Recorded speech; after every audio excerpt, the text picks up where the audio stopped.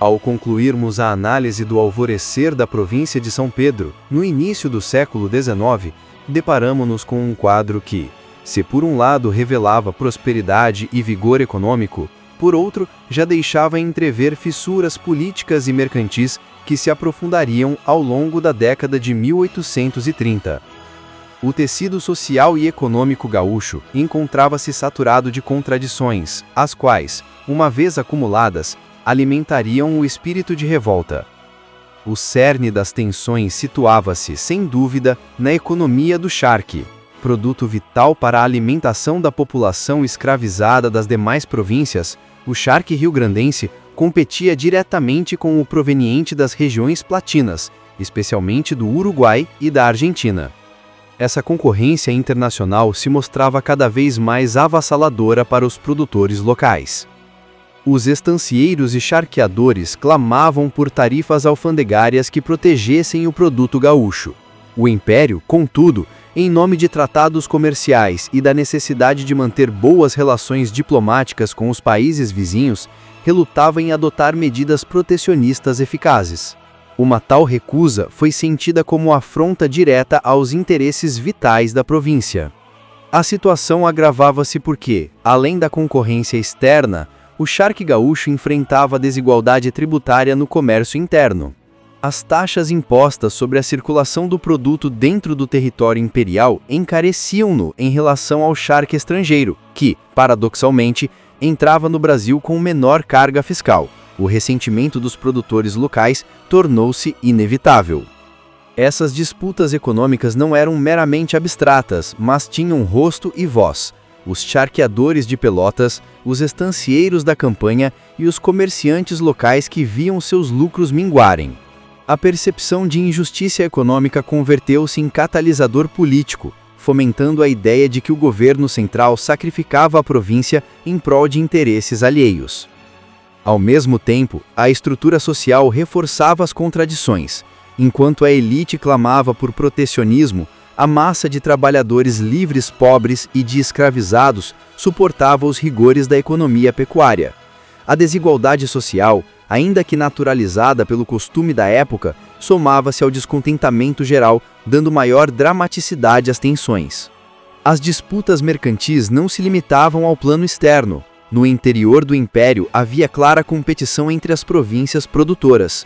Minas Gerais, São Paulo e Bahia, grandes consumidores de carne, muitas vezes preferiam importar charque platino, mais barato, em detrimento do produto gaúcho.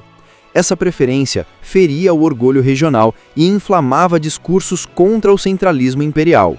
Em termos políticos, o período regencial trouxe fragilidade ao poder central.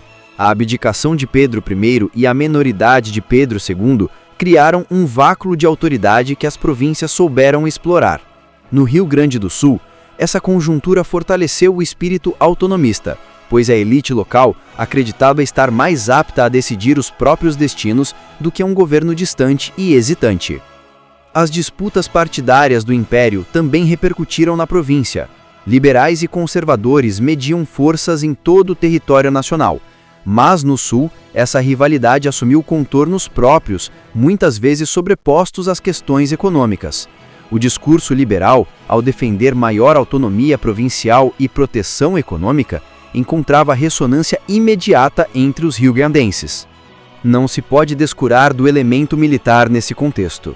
Os oficiais locais, veteranos de guerras de fronteira, sentiam-se menosprezados pelo governo central, que frequentemente enviava comandantes de fora para assumir postos de prestígio. Esse ressentimento militar reforçava a sensação de abandono e de injustiça, aproximando os fardados da causa civil dos estancieiros. A imprensa, ainda incipiente, tornou-se tribuna para os descontentes.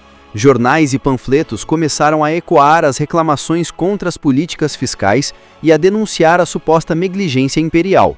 O debate público, ainda que restrito às elites, inflamava os ânimos e contribuía para dar coesão ideológica ao movimento de oposição. É importante notar que a insatisfação não era unânime.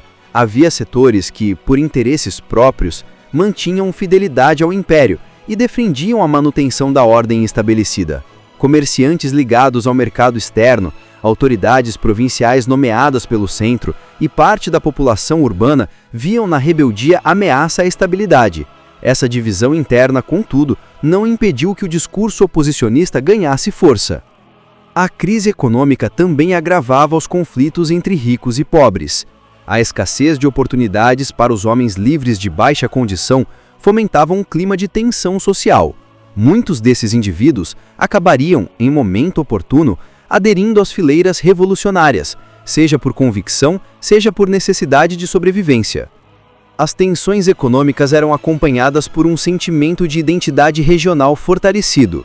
O gaúcho campeiro, com sua tradição de liberdade e destemor, foi progressivamente erigido em símbolo de resistência contra a opressão fiscal e política.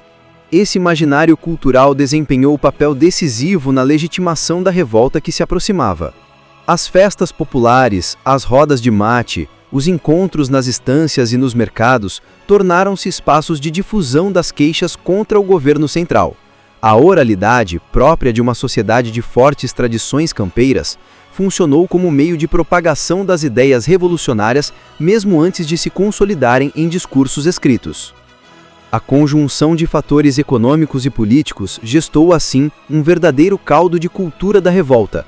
O charque, alimento prosaico do cotidiano brasileiro, transformara-se em eixo de disputas internacionais, em símbolo de injustiça fiscal e em bandeira política de um movimento que ainda não se revelara por completo, mas que já pulsava no coração da província.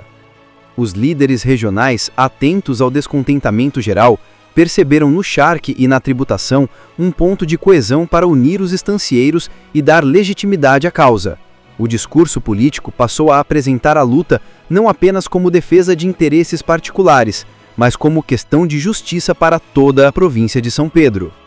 O Império, por sua vez, mostrou-se lento e titubeante em responder às demandas locais. A burocracia central, distante dos campos gaúchos, não compreendia a gravidade das queixas.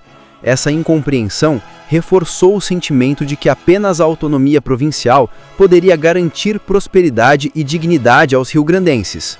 Os anos que antecederam a eclosão da Revolução Farroupilha foram, pois, um crescento de queixas e ressentimentos. Cada tarifa injusta, cada ato de negligência administrativa, cada vantagem concedida ao charque estrangeiro tornava mais agudo o espírito de submissão. O que começara como disputa mercantil transfigurara-se em questão de honra regional.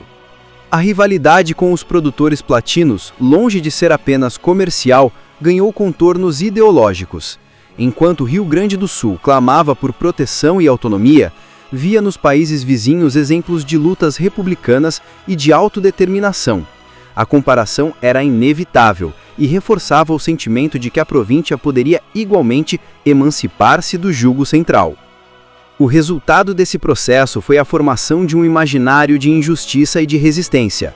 A elite rio-grandense convenceu-se de que sua riqueza era sacrificada em nome de interesses estranhos e que sua lealdade ao império não era devidamente reconhecida.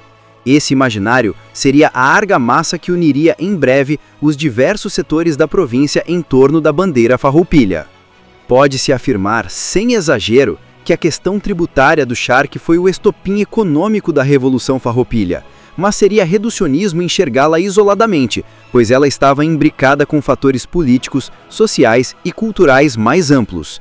A rebeldia não se explica apenas pela carne salgada, mas pela dignidade ferida, pelo orgulho regional e pela consciência de injustiça.